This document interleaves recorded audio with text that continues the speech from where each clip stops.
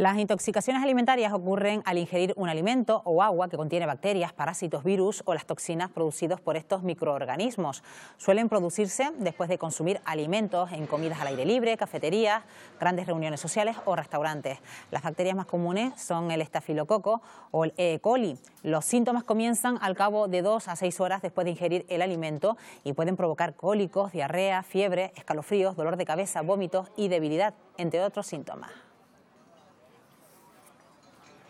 Pues vamos a hablar de este asunto esta mañana con Beatriz Rodríguez, que es especialista del aparato digestivo de Hospiten Roca. Doctora, ¿qué tal? Muy buenos días. Buenos días, Estíbaliz. Bueno, lo dicho, estamos en verano y en qué medida el calor contribuye a la calidad de los alimentos y también, por consiguiente, a nuestra salud digestiva. Bueno, en primer lugar, en verano suben las temperaturas, entonces esto produce un caldo de cultivo para que las bacterias crezcan rápidamente y entonces lo que antes tardaba en crecer una hora, unos días, ahora tarda en crecer unas horas. Entonces el alimento se pone malo y se contamina de bacterias más rápido. Esa es una de las causas principales. Luego Perdón. No, perdona, doctora, estamos hablando de microorganismos, bacterias, toxinas. ¿Podemos hacer una diferencia entre todos ellos? Sí, no es lo mismo la infección alimentaria por una toxina que por una bacteria. En el caso de la toxina estamos consumiendo, digamos que una sustancia que ha producido la bacteria y que nos daña el estómago. Una vez la consumimos, nos produce un cuadro de diarrea, vómito y malestar que no dura más de 24 horas. Normalmente no hay que tomar ni antibióticos, ni da fiebre, ni nada más. Una vez y lo eliminamos, ya está, no hay problema porque no hemos ingerido la bacteria.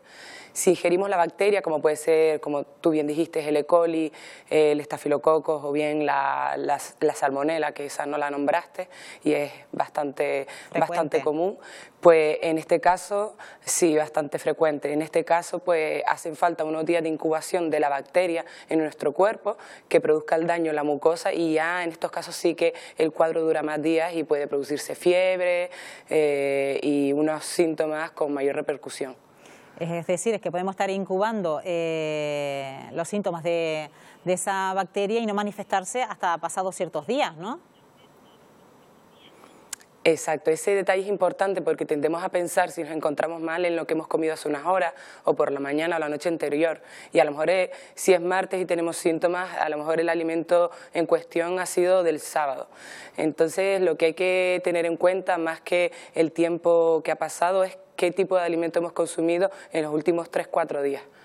¿Y estas intoxicaciones? Por ejemplo, los alimentos Perdón, doctora, ¿y estas intoxicaciones se producen más en casa, ahora en verano, o porque solimos salir más fuera a comer, se producen más en el exterior?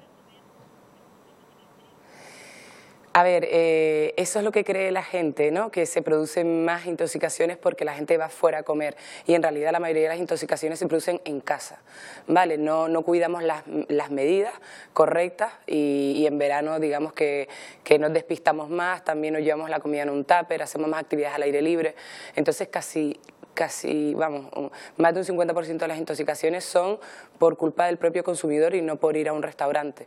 Es verdad que igual que nos pasa a nosotros en el ámbito de la hostelería, pues ellos también, si no extreman las precauciones en verano, pues pueden haber más brotes, pero generalmente lo ideal es tener la precaución en casa. Decía usted que cuando nos sentíamos mal tendemos a mirar lo que hemos comido en las últimas horas o tal vez en los últimos días, pero luego no nos fijamos en que puede ser el agua, porque el agua también puede producir una intoxicación alimentaria. El agua puede producir una intoxicación alimentaria, pero no frecuente en un país como España, ¿vale? Normalmente en otros países sí que el agua puede contener parásitos, otro tipo de bacterias, y aquí el agua de regadío, con el que puede estar en las frutas, en las verduras y demás, sí que puede contaminar, pero con lavar bien las frutas y las verduras y como todos sabemos, echar una gotita de lejía tenemos. Sobre todo hay que tener especial precaución con los alimentos de origen animal, que son los que tienen más probabilidades de contener bacterias, son los más peligrosos. Eso, hablando concretamente de ingredientes, de alimentos, ¿en cuál nos deberíamos fijar más a la hora de evitar intoxicaciones alimentarias? Pues como dije antes, sobre todo los alimentos de origen animal, las carnes, los pescados y el huevo. y todos los derivados, las salsas, las mayonesas, etcétera. Hay que tener especial cuidado con no romper la cadena de frío. Si un alimento tiene que estar refrigerado, pues hay que dejarlo en la nevera y que no esté mucho tiempo fuera antes de consumirlo. No precalentar el alimento, porque al precalentarlo ya ese alimento ya digamos que está viejo y entonces al precalentarlo no matamos las bacterias. Intentar cocinar los alimentos. Los alimentos crudos son, al no someterlos a una dosis de calor, pues es más probable que estén contaminados por bacterias. Y en verano, como hemos dicho, pues las bacterias se reproducen muy rápido y es más frecuente que nos pongamos enfermos. ¿Y si dos personas han comido lo mismo y se trata de un alimento mal estado, le afecta de igual manera? Si han comido lo mismo y en la misma cantidad, es probable que sí, pero también está el factor dependiente de la persona, ¿no? De la flora bacteriana que tenga en su intestino, las defensas y demás. Entonces hay personas que tienen, yo le llamo los soldaditos, ¿no? Las bacterias que tenemos en el intestino tienen una flora rica, abundante, entonces esas bacterias nos protegen de una bacteria ajena que viene a producirnos el daño. Otras personas que hayan tomado antibióticos recientes, que no tengan mucha salud, muy buena salud digestiva, es probable que se contaminen antes o tengan síntomas. ¿Y cuánto es lo normal que se prolonguen los síntomas? Bueno, los síntomas, como dije antes, si es una toxina, generalmente en 24 horas cede. Lo correcto es hidratarse bastante, beber mucha agua, comprar un suero en la farmacia, que te lo dan sin ningún problema, sin receta, y hidratarse. Si los síntomas, cuando son por una bacteria, pueden durar 3, 4 días y hasta una semana, puede haber fiebre y peor estado general, incluso puede haber sangre en las heces. En esos casos, en los casos que dure el cuadro más de 3, 4 días, habría que consultar con un médico, con un especialista. En el caso de haber sangre en heces también hay que consultar, una fiebre que no remite también hay que consultar. Y un dato muy importante es, si estamos deshidratándonos porque tenemos 15, 16 deposiciones diarreicas en un día y vomitamos y no podemos hidratarnos vía oral, es importante acudir a urgencias porque necesitamos hidratarnos y si no lo podemos hacer, pues por vía oral necesitamos que nos pongan una vía en urgencias y hidratarnos.